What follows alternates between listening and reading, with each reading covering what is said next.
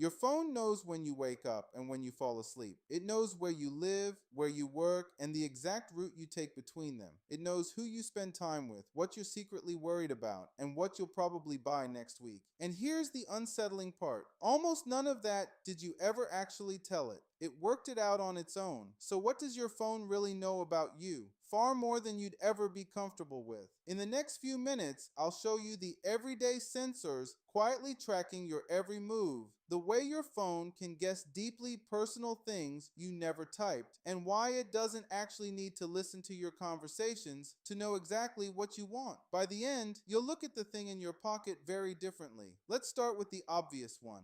Location. Your phone tracks where you are all day, every day, building a near perfect map of your life. Home, work, the gym, that friend's place you visited on Tuesday. And even if you switch location off, it can still make a very good guess from the Wi-Fi and Bluetooth signals around you. But it goes far deeper than GPS. The motion sensors inside can tell whether you're walking, driving, or lying still. They can even read the unique rhythm of the way you walk, which is almost as identifiable as a fingerprint. Your phone doesn't just know where you are, it knows what you're doing, and it can recognize you by how you move.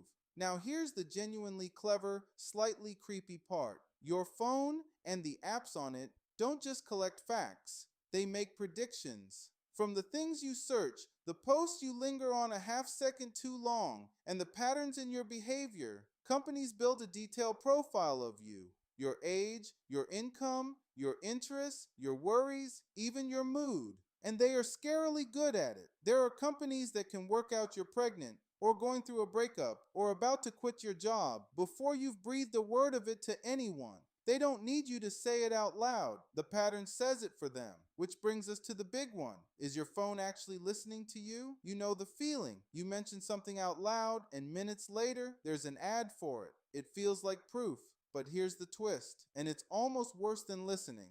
For the most part, it doesn't need to. The tracking is already so good and the predictions so accurate that it can serve you that ad without ever hearing a single word. It already knew you'd want it from your behavior, your location, and the people around you.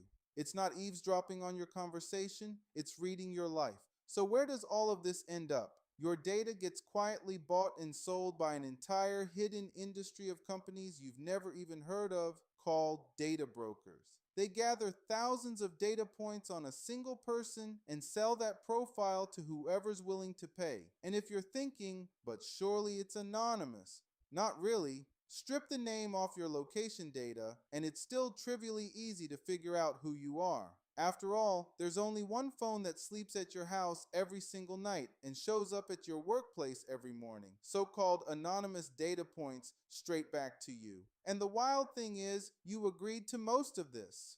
Remember that free game or that torch app that asked for your contacts, your location, and your microphone? It almost certainly didn't need any of them. But you tapped allow and the data started flowing, because that is the deal. The app is free because you are paying with information about yourself.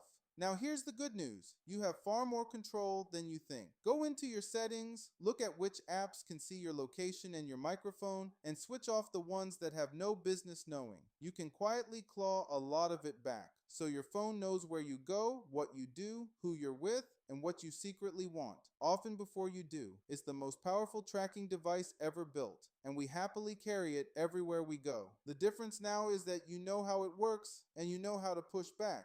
Speaking of your brain doing things that should be impossible, there's a fake pill that still works even when you know full well that it's fake. That's next.